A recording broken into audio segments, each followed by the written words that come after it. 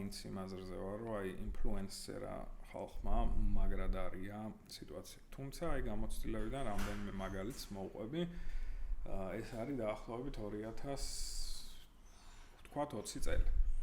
2020 წელია და უნივერსიტეტს არ დავასახელებ რომელს, მაგის კურსდამთავრებულები მოდიან ჩემთან გასაუბრებაზე, არაფერი არ იციან, ძალიან კონფიდენტ არიან და მაგაზე просто ვერ ხვდებით ესე კონფიდენტ როგორ არიან, ვერაფერზე ვერ გაქვთ ეს პასუხი და ხელფასი რამდენი გინდათ და ზუსტ ციფრებს ვიძახი რა 8000-დან 10000 ლარამდე. და ესეთი ერთი არ ყოფილა. ესე ძალიან ბევრი იყო რა. ნახე, რაღაცების დამახინჯება გვიყვარს რა.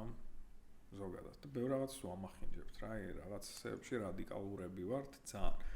თორე ის ტიპი მე არ ვარ, რომ თქვა, რომ აი ქართველებს გადამეტება გვიყვარს, ან ქართველების ზარმაცები ვართ. კარგი, ჩემის მყავს ცუდი ნანახი და სხვისი მყავს ძალიან ბევრი.